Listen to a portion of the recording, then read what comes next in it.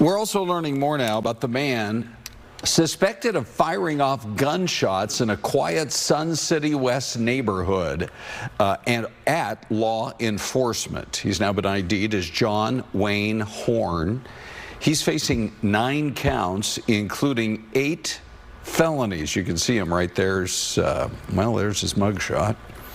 Court paperwork shows the 53-year-old may have been under the influence of drugs when it happened Tuesday morning. He would later tell deputies that he takes prescription drugs for stress and frequently smokes marijuana, and said he also had a history of acid and meth. Horne shot at his home, thinking his wife and 3 women who work at a beauty salon where he was fired from were at his door. Horne also shot at a SWAT team robot and at deputies. Nobody was hurt. Horne eventually surrendered and is now facing a long list of charges. An update on the dozens of exotic animals seized during a raid of Rio Verde home last month. The judges ruled they were not abused or neglected, and they will be returned to their owner. About 50 animals, including horses, goats, camels, and zebras, were taken off the property.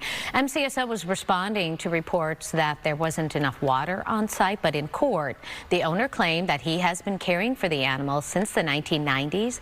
Ben Alvarez also says that he filled water containers just a day before deputies arrived, and that morning, but a leak allowed water to seep out. His attorneys argued deputies did not have the right to enter the property without a warrant.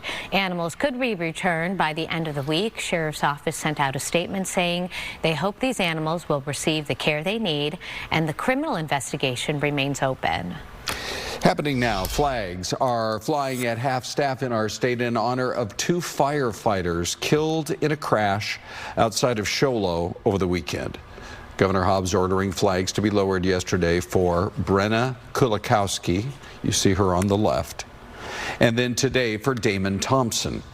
They died in an on-duty crash on State Route 260 on Sunday.